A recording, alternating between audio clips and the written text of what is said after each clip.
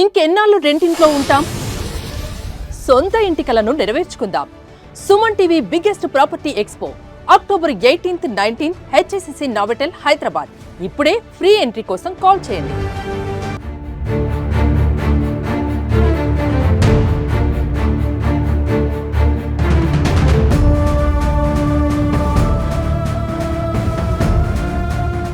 కారణం ఒక మంచి మర్డర్ కేసు ఛేదించడం జరిగింది.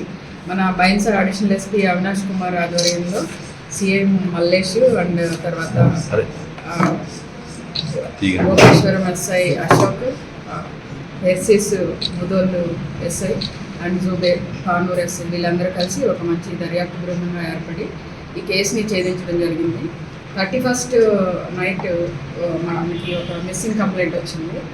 31st 8 నాడు ఏంటంటే వాళ్ళ అబ్బాయి వచ్చి కంప్లైంట్ ఇచ్చారు. మా నాన్న నేను అక్కడి వరకు వచ్చినాక ఆయన హైదరాబాద్ వెళ్ళిపోయాడు, తిరిగి మళ్ళా రాలేదు అనేసి మా కంప్లైంట్ వస్తే మిస్సింగ్ కేసు రిజిస్టర్ చేశాను.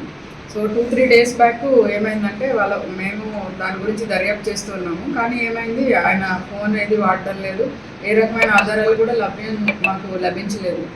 ఆ కేసు దర్యాప్తు కొనసాగుతుండగానే మనకి వాళ్ళ పొలంలో వాళ్ళ పెంపుడు కుక్క ఏం చేసిందంటే ఒక 3-4 days బ్యాక్ ఒక స్కల్ని బయటకు తీయడం జరిగింది. సో ఆ స్కల్ ఆధారంగా మన ASP additional SP Bhainsa Avinash Kumar ఆ ప్లేస్ని సందర్శించారు. ఇమ్మీడియట్గా అక్కడ ఉన్న గుర్తుని బట్టి కూడా అది ఆ మిస్సింగ్ పర్సన్ మృతదేహంగా గుర్తించడం జరిగింది. తర్వాత అక్కడ అన్ని లభించిన ఆధారాలను బట్టి దర్యాప్తు చేశారు. ఈ దర్యాప్తు బృందంలో మన ముదోల్ సిఐ మల్లేష్, తర్వాత Mudhol SI పెర్సిస్, Lokeshwaram SI Ashok and Tanur SI Zubair వీళ్ళందరూ కూడా చాలా సమర్థవంతంగా పనిచేసి ఈ హత్య కేసుని ఛేదించడం జరిగింది. ఈ హత్యని వాళ్ళ కొడుకే చేశాడు అని ఇందులో గుర్తించడం జరిగింది.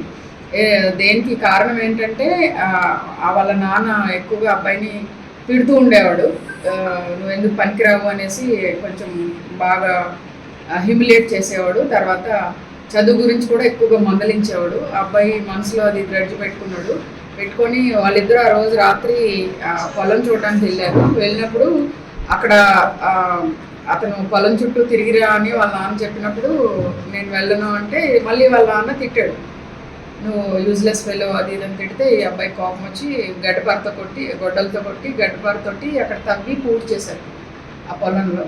సో మన దర్యాప్తు బృందం అంతా కూడా చాలా చక్కగా ఎఫిషియెంట్గా చేసి అన్ని ఆధారాలు కూడా వీళ్ళు స్వాధీనం చేసుకోవడం జరిగింది. హత్య చేయడానికి ఉపయోగించిన గొడ్డలి, తర్వాత ఆ గడ్డపార, తర్వాత సలాకులు ఇవన్నీ కూడా సీజ్ చేశారు. అలాగే ఈ గోను పట్టాలు ఏవైతే ఉన్నాయో అలాంటి గోను పట్టాలే వాళ్ళ ఇంట్లో దొరికాయి. అలాగే ఈ మృతదేహాన్ని 2 గోను పట్టాల్లో పెట్టి తాడుతో కట్టారు. ఆ తాడు కూడా మనకి అక్కడ సీజ్ చేశారు. తర్వాత ఆ సేమ్ తాడు, కట్ చేసిన తాడు మనకి ఎవరైతే చనిపోయినారో వాళ్ళ ఇంట్లో కూడా దొరకడం జరిగింది. ఈ కేసుని చాలా చక్కగా దర్యాప్తు చేసినందుకు మన additional SP Avinash Kumar and వాళ్ళ టీంని నేను ప్రత్యేకంగా అభినందిస్తున్నాను.